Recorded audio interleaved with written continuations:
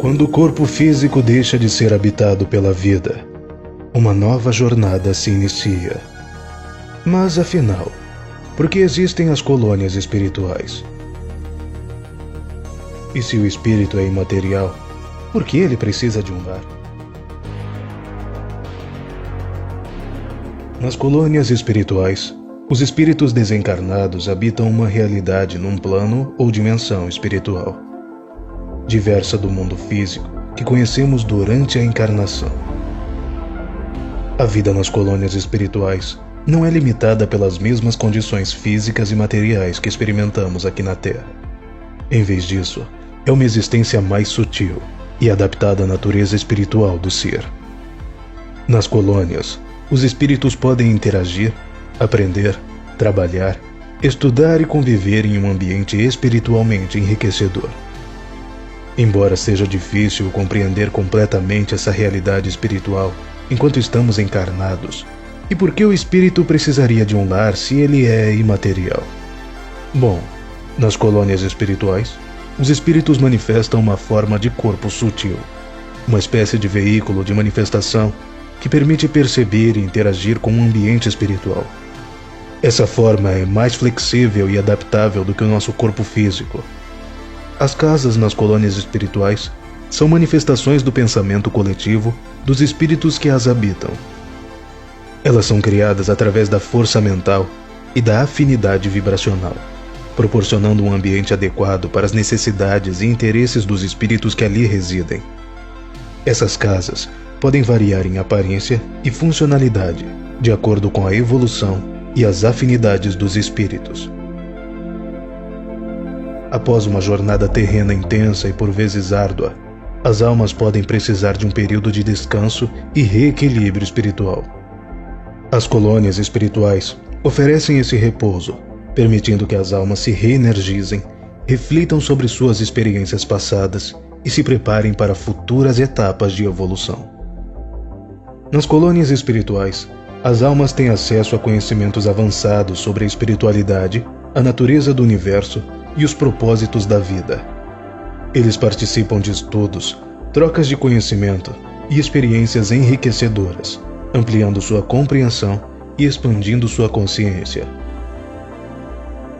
As almas que atingiram um nível de evolução mais elevado têm a oportunidade de contribuir para o progresso de outros espíritos, oferecendo orientação, apoio e amor fraterno. As colônias espirituais também desempenham um papel na preparação das almas para as futuras encarnações. Nesses planos, as almas recebem orientações sobre seus próximos desafios, planejam suas experiências terrenas e estabelecem metas para seu crescimento espiritual. Isso nos leva à pergunta: como é a transição de um espírito desencarnado para uma colônia espiritual? Essa transição pode variar de acordo com as características e necessidades individuais de cada espírito, mas, em geral, há algumas etapas comuns. Após a desencarnação, o espírito é normalmente acolhido por espíritos benfeitores, que o auxiliam e orientam durante a transição. Esses espíritos atuam como guias espirituais e conduzem o espírito para a colônia espiritual mais adequada ao seu estágio evolutivo e às suas necessidades de aprendizado e crescimento.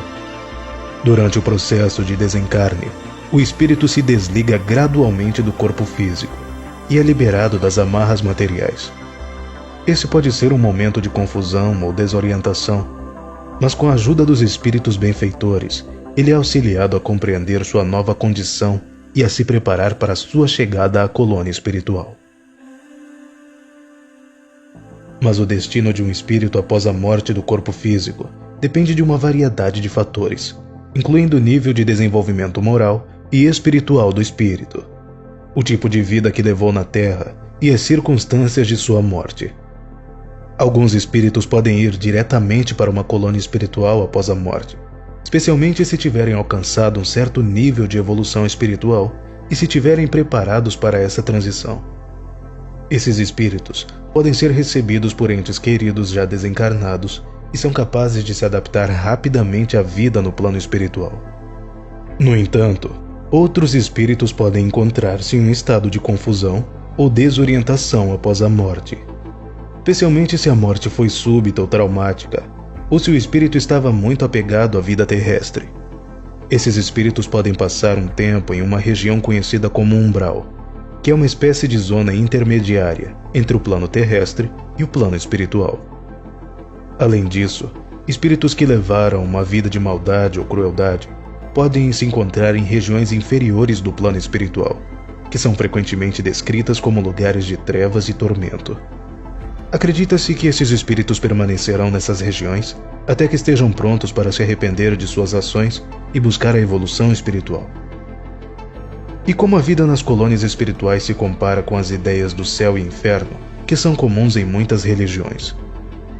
Uma das principais diferenças entre as ideias de colônias espirituais e as noções tradicionais de céu e inferno reside na forma como elas tratam a jornada do espírito após a morte. Em muitas tradições religiosas, céu e inferno são lugares de recompensa ou punição eterna, baseados nas ações do indivíduo durante sua vida terrena.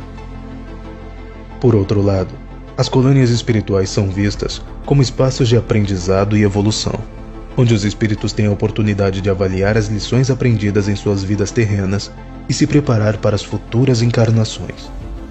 Não se trata de um lugar de punição eterna ou recompensa, mas um lugar de crescimento e desenvolvimento contínuos. Além disso, nas colônias espirituais, a qualidade da existência de um espírito não é determinada de uma forma dualista, como nas ideias de céu ou inferno, mas sim pelo seu nível de evolução espiritual. Espíritos mais evoluídos podem habitar colônias espirituais de alta vibração, enquanto espíritos que ainda estão aprendendo e crescendo podem habitar colônias de vibração mais baixa.